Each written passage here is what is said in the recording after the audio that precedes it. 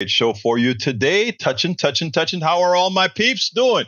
Welcome. Let's see. We have a slow start. I guess it's because it's Turkey week. It's the Turkey week, so guess we don't have a lot of folks in, but that's fine. We have Bridge MCP, May Wood, Lee Grant, Yvette Avery, Herod, and AVQ bringing it up. Folks, we are going to have a good show. I got quite a bit of videos to show today as well that we really have to heed. I don't know if you guys saw the poll numbers that just came out. How's everyone's doing this week? Asks Maywood. And Maywood says, I think I may have to go back downstairs and get closer to the router. Well, we got to do what we got to do. Egberto, you better not work on Thursday. Actually, I'm invited over to somebody's home for Thanksgiving dinner. So the only work I'll have is that which I have on my phone. But I'll be eating turkey, celebrating. I don't like to call it Thanksgiving. Give me another name for it, please. I get funny feelings when I kind of adopt these indoctrinative names of holidays when I know the genesis isn't all that kind. But what can I say? Maybe I just need to stop being a stick in the wood. Eat the bird, leave the phone. Okay, I'll eat the bird and leave the phone. So tofu turkeys. I wonder how that would taste. Eric Hayes is in the house. Tofu turkey, maybe. Tofu turkey. If it tastes good, I'll eat it. I'll eat anything. I'm one of those guys that go out there and try every kind of food I can get my hands on because, I love to experience I love to have different experiences. I'm not one of those that just go ahead and do absolutely nothing. Anyway, let's get busy with the show. I'm going to start today with the poll. We can get on to what we talked about with the Israel stuff a little later, but every day until that ceasefire comes, I'll be talking about it because, again, it still hurts and breaks my heart, as I think it should just about everybody's heart, because what's going on in Israel right now, or rather actually in Gaza right now, is the instantiation of evil. Evil begets orders of magnitude more of evil. All right, let's go ahead and get started with the polls. Biden ain't doing so good. Biden ain't doing so well. Why do you think? What's the deal? Anyway, these are my thoughts, and then we'll take it on the other side. Okay, here we go. A new NBC poll is out, and the news continues to be not very good for President Biden. And I know it's a year out, and Obama was down, and Clinton was down, and all of that is true. But there's some incidentals here that I think we have to be careful of. And that is for those of us who are on the ground, for those of us who are precinct chairs, those of us who are not just precinct chairs, but out there in the community, speaking to folks, mano a mano, face to face, on blogs, online, etc. There is a difference here, folks, and that is the young people on specific issues. And right now, the way many of the young people are looking at this particular race, whether it's Trump or Biden, they don't care. And for those who said, yes, but do you want to lose your democracy? They don't care. And I'm talking about a select group on which the election can actually turn. They don't care. I have spoken to a few Gen Zs, some younger Gen Xers, and the way they see it is that they rather give an establishment party a black eye and pay the price with pain than to continue to have something stuffed in their face. I want you to look at this poll, and believe it or not, if you take a look at this poll and you select certain parts of it, the story that I just told is what is within this poll. Let's take a look at this, and then we'll take look at it on the other side. The war between Israel and Hamas rages on. It is having a transformative impact in our politics. We have a brand new NBC News poll out this morning, which shows the toll it is taking on the president. I'm joined now by national political correspondent Steve Kornacki to take us through the numbers. Steve, some real stunning highlights here in this poll. Absolutely. And I think you're right to set it up that way. What's happening in the Middle East, it really does seem to be connecting with what's happening domestically in our politics. Let's start with the bottom line here. President Biden, what is his job approval rating? We measure it now at 40%, with 57% disapproving. The significance, that is the lowest President Biden has ever measured in our poll in terms of job approval. And just look at the sea change from the start of this year. Remember, early this year, Democrats coming off a strong 2022 midterm.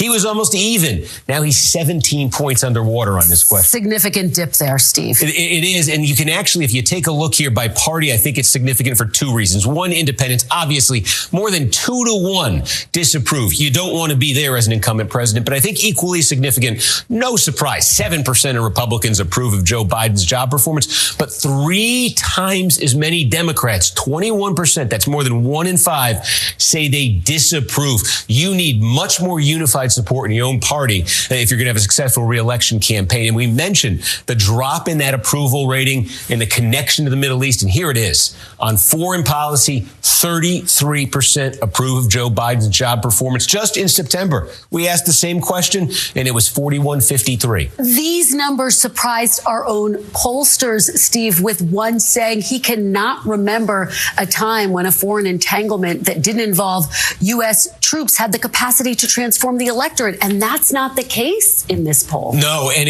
go even a step further on this one. I think this jumps out at you too. Overall, this is the handling of the Israel-Hamas war. And again, it kind of measures overall up with Biden's foreign policy approval. But look at this. Among the oldest group of voters, 65 plus, there's a majority who approve of how Biden is handling this. That's plus 12. Look at the youngest group of voters. 20 approve, 70% disapprove. He is 50 points underwater with the youngest group of voters. That is a 62-point net swing between youngest and oldest on this topic of Israel and Hamas. And it's a critical group of voters that he needs in order to win re-election, that's for sure. Absolutely. So we're showing you Biden's problems here. And the question is, who will the Republicans nominate to oppose him? And again, Donald Trump towering above the field here. 2 others in double digits. Compare this to our last poll. And again, Trump is steady. The only growth you're really seeing, the only change, it's right there. Nikki Haley, she grew last time. She grew a little bit more this time into double digits. And those numbers are fueled by non-Trump voters. I've been talking to sources inside Trump world who say they're not panicking because of that. But it's clear she's got some real momentum here, Steve. She does. And her challenge is just what you say. You look at voters who call themselves conservative, very conservative. They're very pro-Trump. They seem a little reluctant, a little resistant to her. She's got to break through not just with moderates and independents. She's got to break through with core Republican voters who like Donald Trump if she wants to make this a real game with Trump. Okay, so if we are heading towards Trump, Biden, a rematch in 2024, how does that look in our polling right now? Here it is. Wow. Donald Trump, we have at 46%. Biden, 44. And this is significant because this is the first time in the history of our poll that former President Trump beats President Biden, still within the margin of error, but still significant. Yeah, it's 2019, 2020, when Trump was president, he trailed all of them. This year, he's trailed all of them in our poll. First time in more than a dozen polls, we've seen a result like this. Some of the other ingredients that go into that, Biden has long had an advantage over Trump on likability. Look at the start of this year, 39% said they had a positive view of Biden, barely 30 of Trump. We've seen consistently a gap like this. Now the gap is gone. 36 positive on both, and actually Biden 1 point more negative than Trump. That's been a significant advantage for Biden. Our poll says that advantage, at least for now, may be gone. And we talked about younger voters on foreign policy, and it's true on a host of other topics. Disaffected with Joe Biden. We have 46% for Trump, 42% for Biden among the youngest voters. The youngest voters in the 2020 election were Biden plus 26. This could be a massive sea change. And if you take a look here, too, everybody sort of says, hey, I'm not too nuts about the possibility of this matchup. So we said, let's measure this one way. And here's how we did it. Biden against an unnamed Republican. This is just a referendum on Biden, basically. And look at this. He goes from being in a dogfight with Trump to being double digits behind, but then flip it around. Trump against an unnamed Democrat. Trump goes from leading against Biden to being down by 6 points against the Democrats. So the question is this. Look, first of all, personally speaking, if Biden becomes, personally speaking, I am going to vote no matter what. Secondly, I am going to vote for the Democrat no matter what. But I'm not a millennial. I'm not a young Gen Xer. I am going to vote for the Democrat because I understand even now, at this point in our history, I will choose the better of two folks. I don't want to say evil because I don't want to call Brother Biden evil at all. But I will choose what's the better candidate. You know, Biden likes to use the phrase, don't look for perfection or something to that effect. Look for the don't seek the don't look at what the alternative is. I don't remember what the phrase is, but you guys know what I'm saying. So I personally, taking off my host cap, I will definitely be voting a straight Democratic ticket from the top of that ticket to the bottom of that ticket. And the reason I'm doing that is I think it is existential for our current generation and a subsequent generation. I mean, eventually it'll pass, and even fascist countries eventually can return to democracy after enough turmoil. But I don't want fascism in my time or my daughter's time. That's what I have immediate control over, and I will vote that way. But trying to convince youngsters who figure they'll let those who screwed them pay the price, and they'll just stay home because, after all, they're trying to stuff things down their throat. Biden goes over to Israel and he hugs Netanyahu, irrespective of most of the young people understanding that Netanyahu is a war criminal who is doing horrendous things, not just now in Gaza, but many years before and before and before and before and before. And we, the establishment Democratic Party, stays with Netanyahu. When we look at certain policies, we can't muster the strength to go up against a plutocracy, an oligarchy. We still have both Pelosi and Biden saying, we are a capitalist country and this is just how things are going to be. As opposed to listening to the younger folks and say, wait a minute, it's on our backs. Look at what you guys have done on our backs. The short-sightedness, the tunnel vision of what has occurred with both parties, but one where it should not have occurred. Again, I will be doing the right thing as I push for more progressive values, as I push to ensure that eventually we truly get a progressive president. Eventually, we truly get a progressive Congress. Eventually, we truly get a progressive Supreme Court. But many won't see it that way. And I fear if the Democratic Party doesn't listen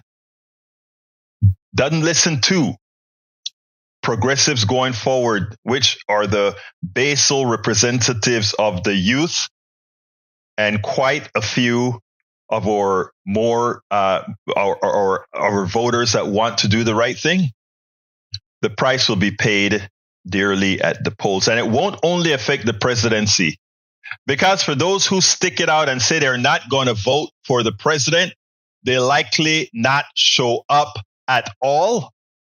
And all down the ballot, what we will get is a failure of Biden to be reelected, and a failure for the recovery or the switch in Congress again, meaning the Congress will probably even become more Republican, and likely a turnover in the Senate. I know this is all bad news and this is all fatalistic, etc., but it would be deserved if the party doesn't start listening to all its constituents. I repeat, listening to all its constituents, especially the ones that will take you over the hump. Absolutely so, folks. Absolutely so. What are your thoughts? Anybody want to call in with some comments? 281-823-7747. 281-823-7747. All right. It's interesting that we have a Jason Tuvi. Jason Tuvi, I'd like you to explain to me it with numbers. Why do you think the Trump economy was better than the Biden economy? Let's give an example, folks. If I tell you that the average person got $1,000, that the economy grew by 10,000, and the average person got 10,000. I got $1,000, but in reality, one person got 9,000, while the other got the other 9 got each 100. That's an average of $1,000 more. But it all most of it went to one person, to one group. Please tell me, how is that kind of an economy better for anyone, Mr. Tuvi? I'd like you to show numbers, because when you look at the numbers, you cannot possibly say that. But anyway, let me start reading your comments before we go to the other video. According to E2247, 70% of persons in South Gaza have no clean water. Philippines Zelazino, Commissioner of General UN Relief Works Agency for Palestine Refugees in Near East, told Al Jazeera on November 15th. War is after 10 months of most significant domestic socio-political crisis in decades caused by Netanyahu-led judicial coup legislation, weakening Israeli judiciary to save from 3 corrupt. Yeah, that's what he was trying to do. All right. Jason Tuvi says, thank God Republicans will take back the White House. Enough is enough.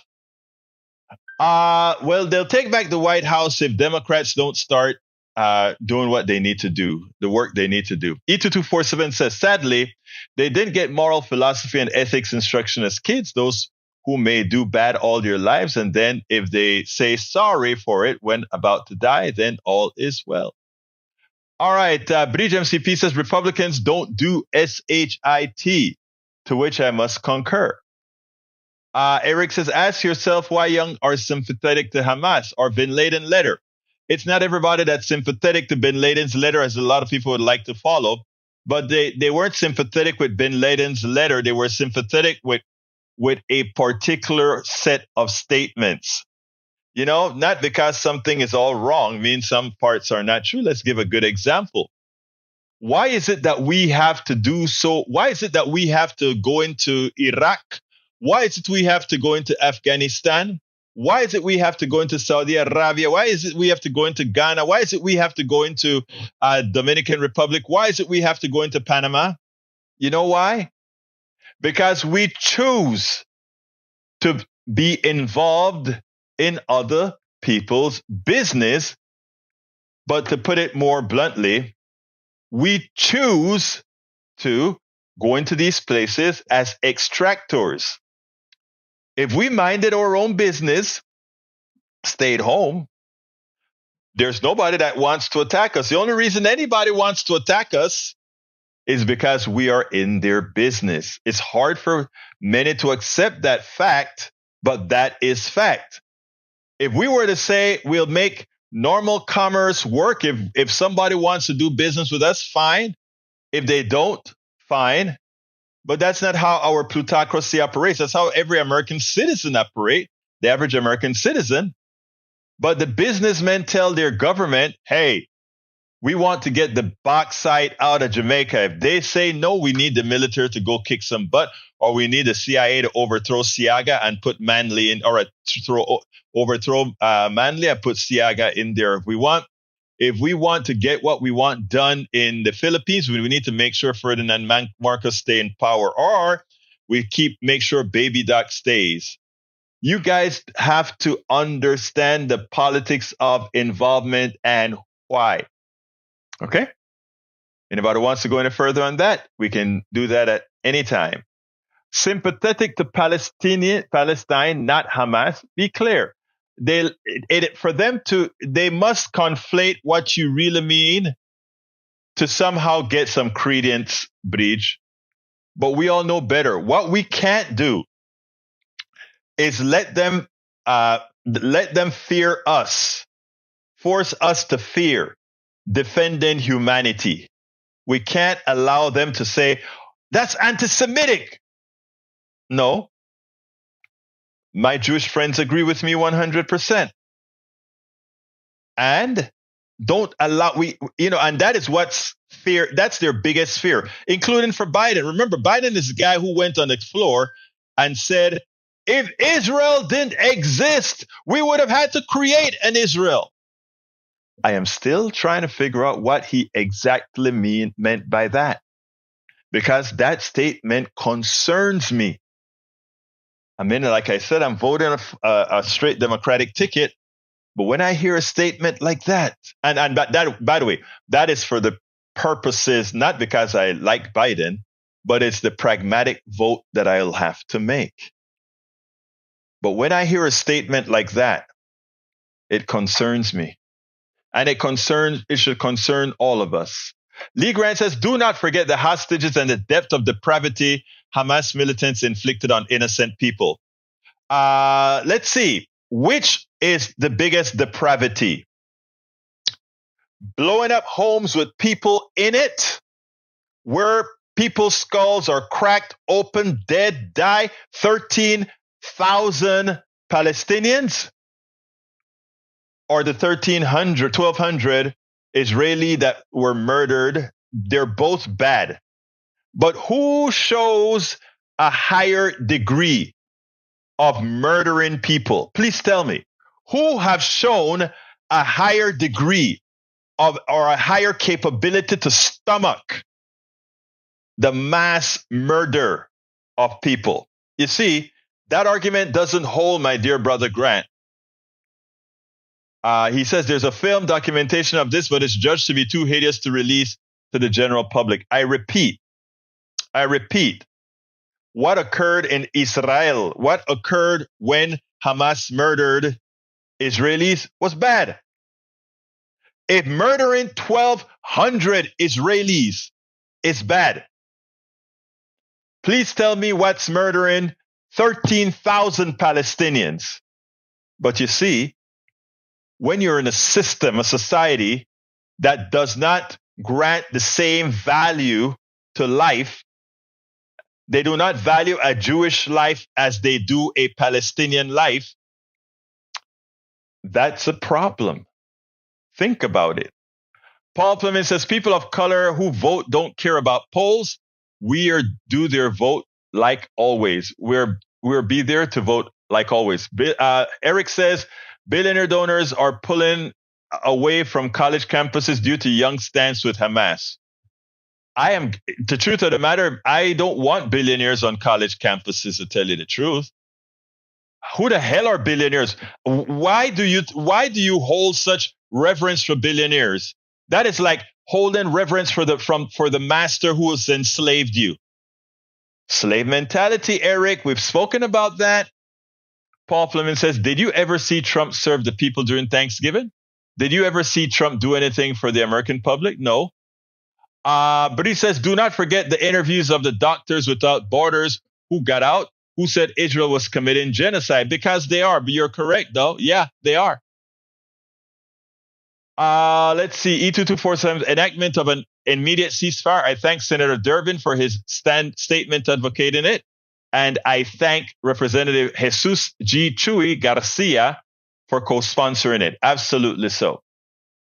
All right, continuing. Let's see what else we got. But he says, Dito, this is not the good old party anymore. Those that are still normal, GOP will not go against nuts. All right, Paul Fleming says, ATL is checking in. Welcome aboard, Paul Fleming. Paul Fleming says, just like the Constitution, the president can't control whatever another country does. You can only apply so much pressure, and we have all the pressure needed. We can simply stop sending Israel money, period. Tom Sarnik is in the house. Tom says, new polls seem flawed. The total percentage of Biden plus Trump does not add up to 100%. Difference represents independent individuals, mostly Democrats, who have not decided who they want for president. 90% of Republicans want Trump. Dems are much less excited about Biden. And that is absolutely true. The problem is, will they come out to vote? And that's my concern. Because here on the ground, what I see, Brother Tom, is a very, very, if you listen to some of the callers that I had during the last few days on KPFT, you'll see that a lot of these people are completely disillusioned. And they've thrown up their hands. So let whatever rain, that's how they think. But it says we won't know what will happen till the trials start, and we won't know what will happen with Israel. True. Let's see. Paul Fleming says, just like the cost of living, the president of the United States cannot control what another country is doing. We can only apply so much pressure. Punto final. I like that. I like the way that you're using punto final. That's a phrase I like to do. All right. Let's see what else we got here. Bridge MCP said, we back up what we say with links here. Legitimate links. Absolutely. If the calls for immediate ceasefire had been heeded, none of the hostages would have been freed. And if a permanent ceasefire is entered, they're all free. They will not come home. Think, people. Well, actually, I think I may disagree with you, dear Paul. Let me see what I'm trying to say. If it takes killing 13,000 Palestinians that had nothing to do with what Hamas did, and I don't want to sound coy, but I don't see it. I see killing 13,000 people as a mass producer of terrorists. People looking for revenge. That's what I see when I see 13,000 kills. First of all, I see the humanity and the pain that each of those people have, a mother, a brother, a father, a sister, all of that. But the day in and day out, 44 something days of bombing and annihilating people, mangled bodies. And we don't only have the dead.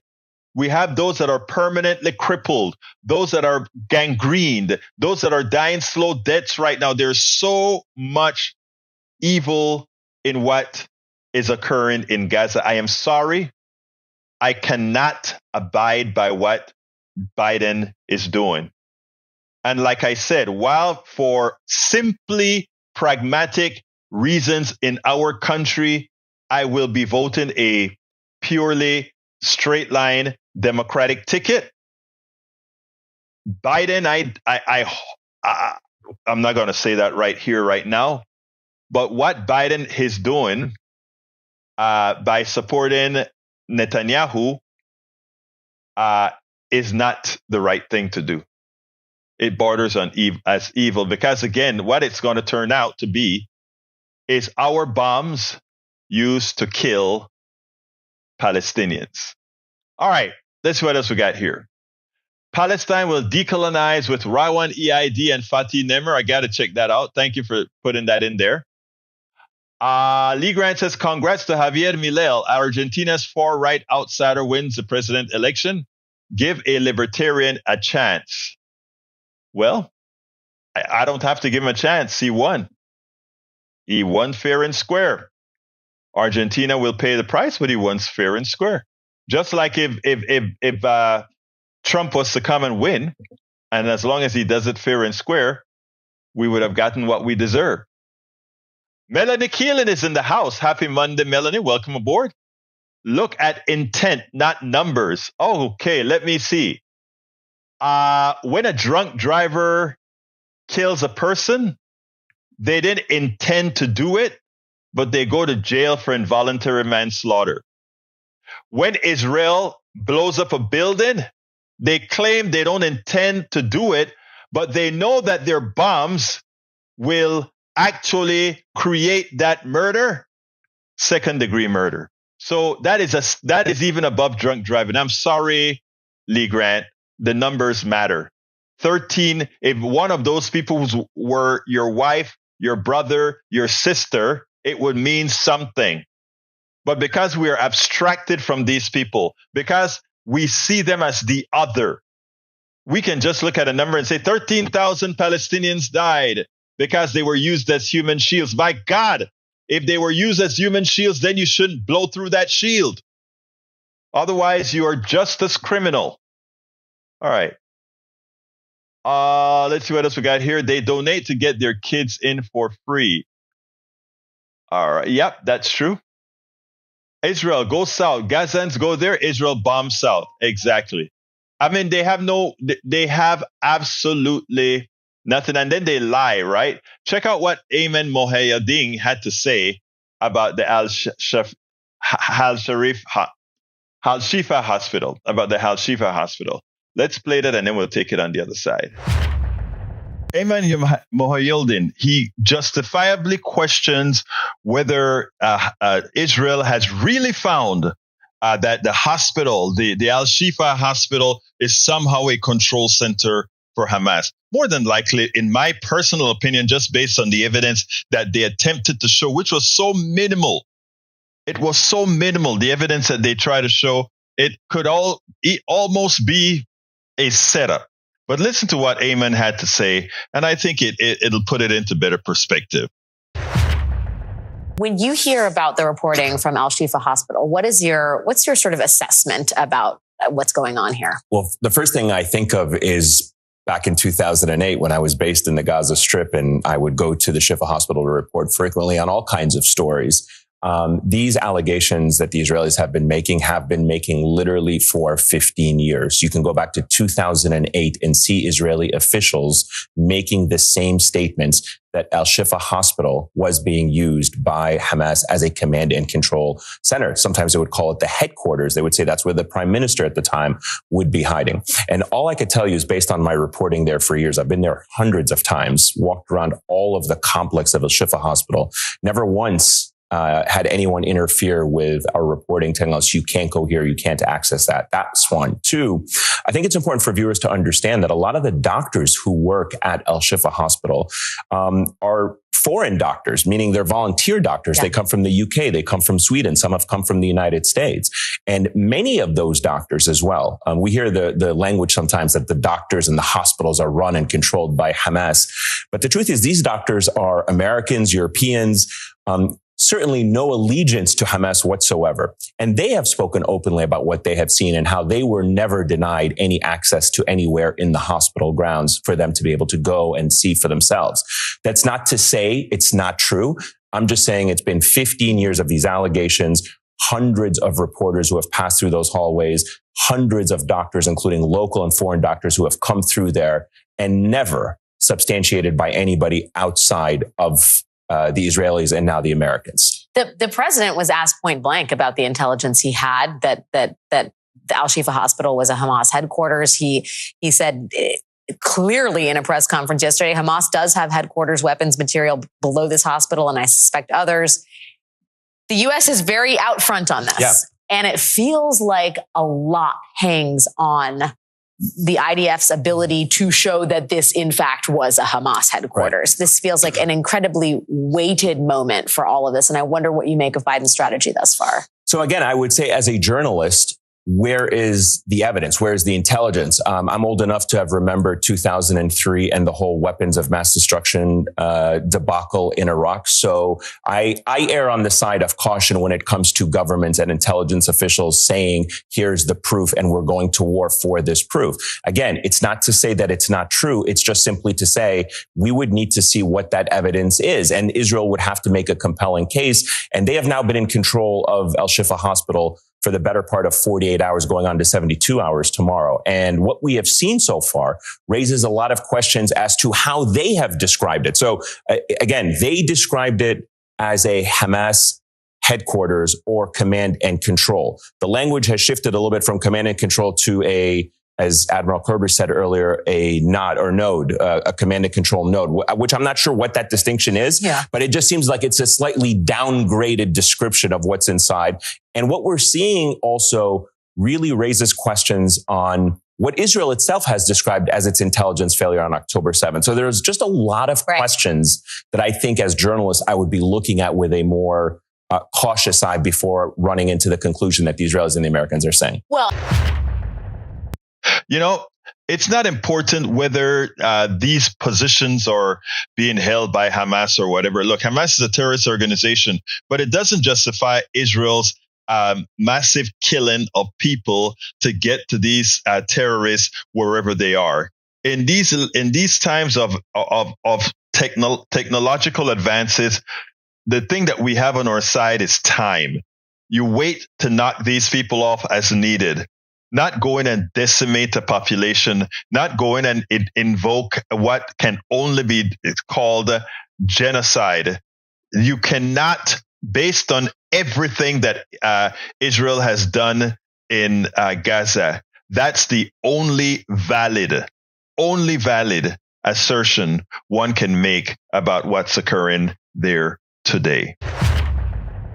We spend a lot of time deconstructing the news, trying to parse it into a form that everybody can understand. We try to find those little nitpicks where it flies above the fray, etc.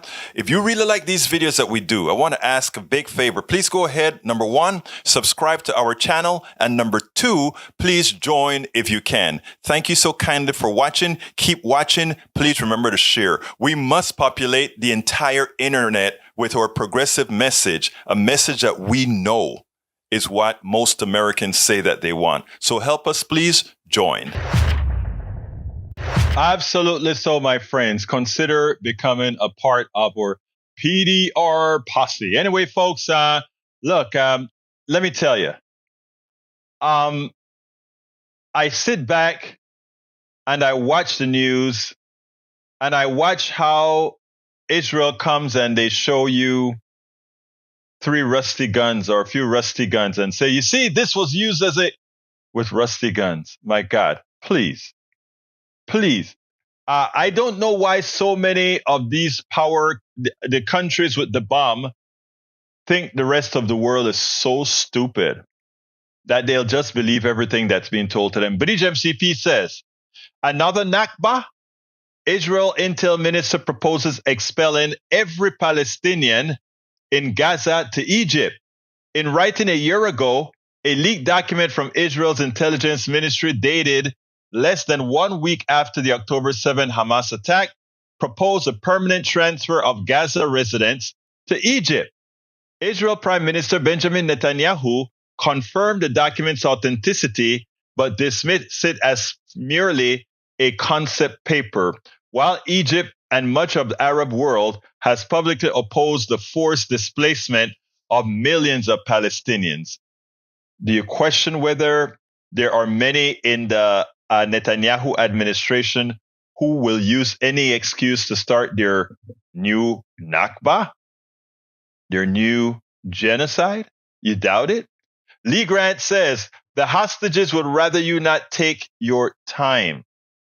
Well, the dead people, the 13,000 dead people would tell the hostages, we would prefer not dying.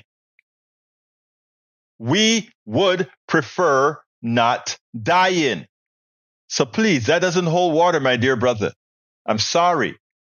It doesn't hold any water. Anyway, folks, anybody want to give us a call? 281-823-7747. Do you have something that you want to add to the conversation over the phones? 281-823-7747. Again, 281-823-7747. Texas Bluebonnet says, it is baffling to me why we, the U.S., continue to give billions of dollars a month to help Israel keep this war going against the Palestinians with no strings attached. I mean, look, we know deep inside there are some strings, right? But they're not going to tell us because they want Israel. They want it to come across like Israel is this omnipotent state that can survive on its own. It really can't. It has to have America.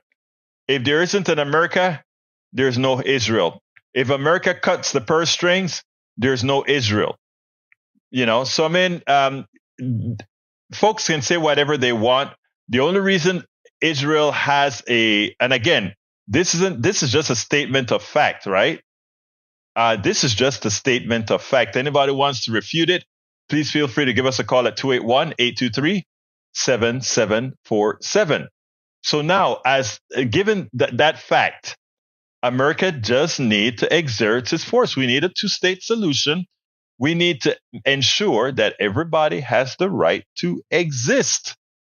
Everybody has the right to exist. That's what it's all about. That is what it's all about. I have one last video before we end the program today. That video is when an American administrator was asked, is Israel committing war crimes? Watch how it is handled. A simple question that cannot be handled. Check this out, then we'll take it on the other side. Every day you wake up, all through the day, you see more and more dead bodies in Gaza. You see more and more skulls of our children cracked open, limbs chopped off, dead bodies spewing blood all over the place. This is no longer an issue about terrorism. This is about humanity and what humans can do to other humans. And in this robotic world we have, where we can kill indiscriminately from afar. It is concerning when one of the funders of a country that is using these weapons of mass destruction on human beings, when a country is funding it, they should have a right to dictate to the country receiving, you will not commit atrocities. You will follow the international laws of war if you're intent on evoking war. When a government administrator, Deputy National Secretary Advisor John Feiner, asked the simple question, is Israel following international law or not? Yes or no? That he couldn't answer that question in the affirmative says a lot. If Biden wants to wonder why so many Americans, and specifically younger Americans, no longer fall into the neoliberal line of just support for any country, like let's say Israel in this case, that's doing bad things. Now, let's be clear. A very bad terrorist attack occurred on Israel. I always have to anchor my message with that statement to let it be known that we're not trying to justify what the terrorist organization Hamas did to Israel. But Hamas is a terrorist organization. Israel is supposed to be a country, a state, a law-abiding democratic state. And when it is found that a country can inflict much more death, much more gruesome killing than occurred against them, it makes you wonder about the character of those who are running that country. If what Hamas did, not if, what Hamas did was terroristic, was animalistic, was wrong, was inhumane, what Netanyahu and the IDF is doing in Gaza is orders of magnitude over what Hamas did now. Listen to what John Feiner, Deputy National Secretary, Security Advisor to the President, has to say. Are you confident Israel is following international law, John? Just yes or no there. We are confident that it is our position that it needs to. When we have seen issues that are raised based on incidents on the ground, we raise them privately and directly with the government John, of Israel. let me just, you're saying that Israel play judge and jury on this question. Yeah, let me just follow up quickly. You said Israel needs to follow international law. Are you confident they are following international law? What I can say is it is not our position, certainly my position as a policymaker, to play real-time judge and jury on the question of any particular incident. When we see things that concern us, we raise them. We have done that during the course of this conflict. We will continue to do that. And again, just to restate it, it is our position that all countries, including Israel, including the United States, need to adhere to laws of armed conflict. Hamas, by the way, does not only not hold itself to that standard, it openly boasts about its willingness and its reality of violating those standards. So that is the challenge. Now, that was a simple question.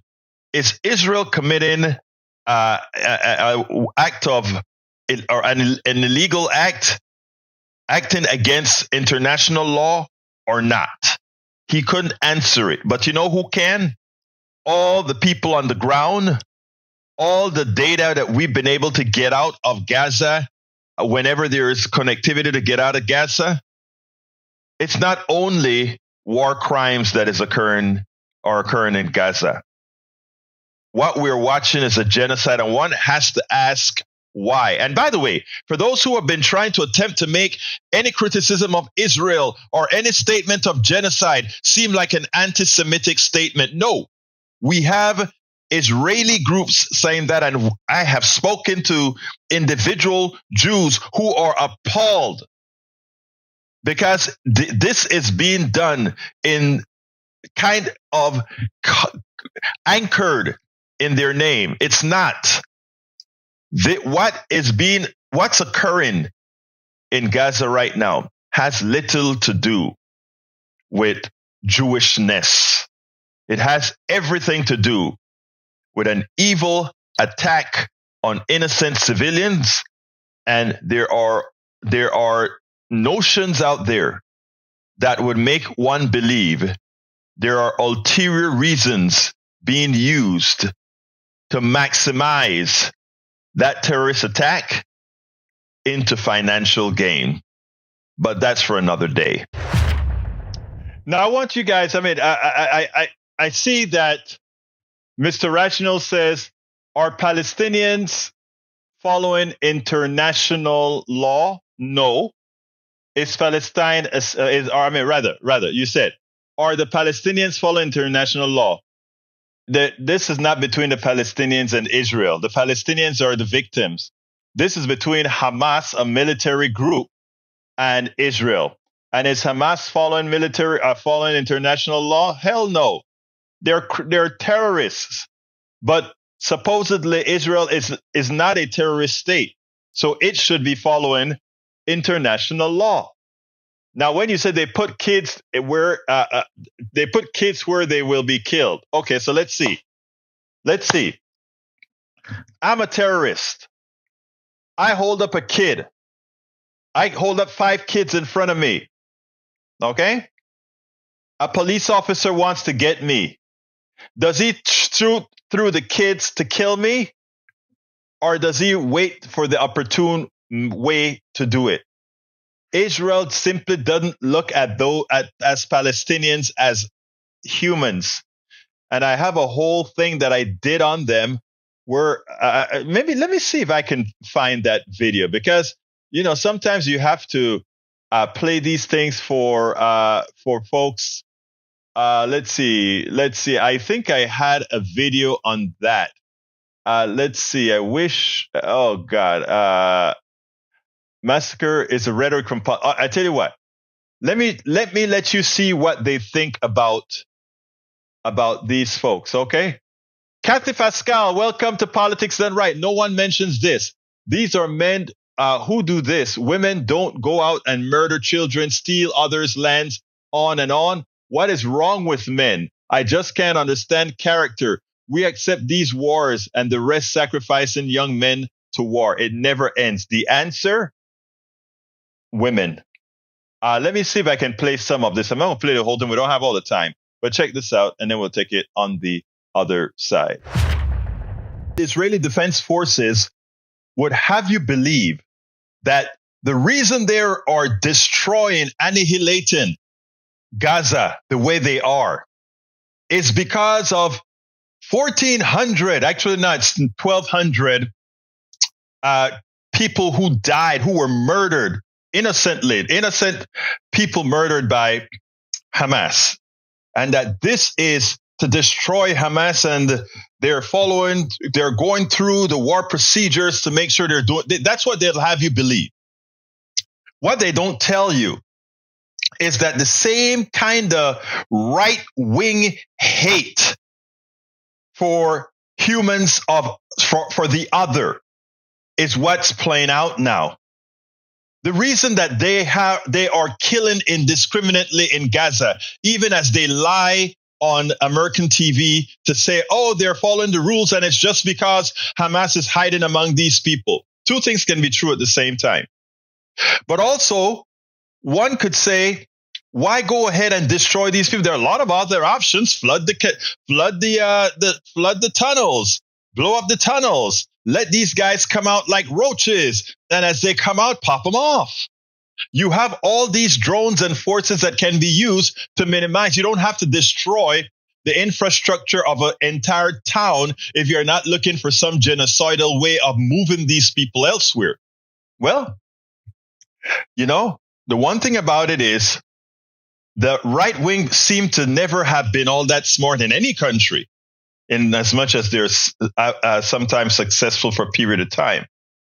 But these guys didn't forget to tell what they were all about. I want you to listen to this montage that was put together of the hate and the plans that Netanyahu, the right wing, and Israel has for Palestinians and Gaza for that matter. Check this out. זכור את אשר עשה לך עמלק להצטוון. אנו זוכרים ואנו נלחמים. He's saying, listen to the Bible. Now go and smile, Amalek, utterly destroy all they have to spare not. But slay it's an entire nation out there that is responsible. It's not true. This rhetoric about civilians not aware, not involved, it's absolutely not true.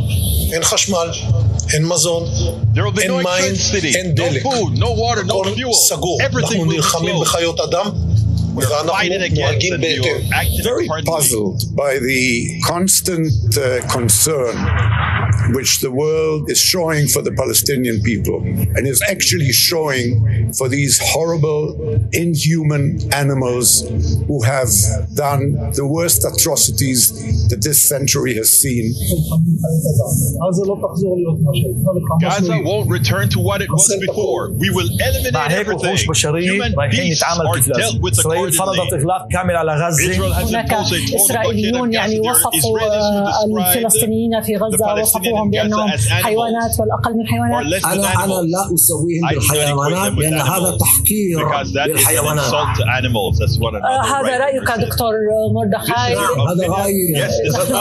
תכסחו אותם כמה שיותר, שלא להשאיר מהם זכר, שלא הם, לא אמא שלהם, לא הילדה שלהם, לא התינוקות שלהם, אסור להם לחיות לחיות האלה. אז יש לך שכן ערבי, אתה לא תחכה שהוא יבוא אליך הביתה, תיכנס אליו הביתה בטירה. That is a military official. Creating a severe humanitarian crisis in Gaza is necessary, is what Gira Erdnad, the former head of Israeli National Security. לצורך אתה חושב שאנחנו יכולים להרוג מאות אלפי פלסטינים ברצועת עזה והדבר הזה יעבור?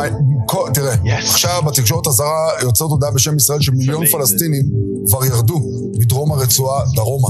וכל מי שנשאר שם נחשב כמחבל.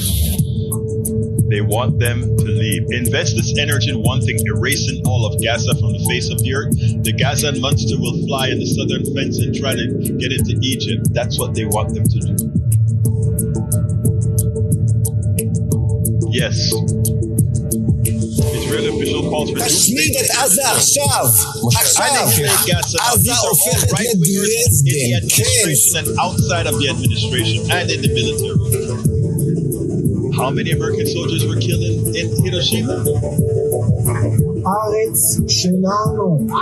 This land is ours, the whole country, all of it, says the military official, including Gaza, including Lebanon, the whole of the promised land. We're finishing off Gaza as an activist. Think about that, folks. We are a light unto the non-Jews. Think about that, folks. Now, I want you to understand what's going on here. I want you to really understand what's going on here. So, folks, that is what I'm talking about. So whenever we have those people who somehow claim that the reason Israel is doing that is like they have to do it, no. There's a certain kind of hate that the Netanyahu right-wingers have for Palestinians. And that is what I'm telling you. That is what we're talking about. I'm not talking about this being a persuasive barrier. I'm not trying to make this video be a representation of Israelis. This is a representation of the Netanyahu clan that is actually effecting the genocide on Israel right now. I'm not there. My friends are Israelis, man, and Jews. They're my friends. They're my brothers and my sisters. I have nothing against my brothers and my sisters.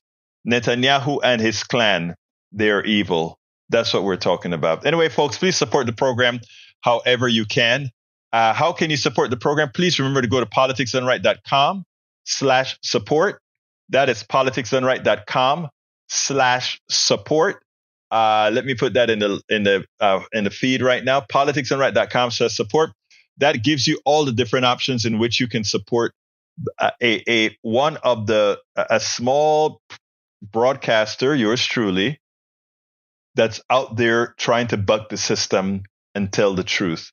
However we can, with our books, with our blogs, with our videos, we do a lot of work. So I ask you so kindly to please consider supporting us. Go to politicsdoneright.com/support. Please subscribe to our newsletter. Please become a paid subscriber of our newsletter. It's free newsletter, but paid subscribers get access to all 5 of my books and all subsequent books. All subscribers get all 5 of my books to read in the app as well as online, as well as any subsequent books that I write. So I ask you so kindly support us, either or, as well as going to politicsdoneright.com/support or subscribing, becoming a paid subscriber of our newsletter at politicsdoneright.com/newsletter. Anyway, we got to get out of here. We're about 2 minutes overdue. So my name is Egberto Willis. I want to thank all of you guys for being here. My name is Egberto Willis. This is Politics Done Right. And you guys know how I end this baby.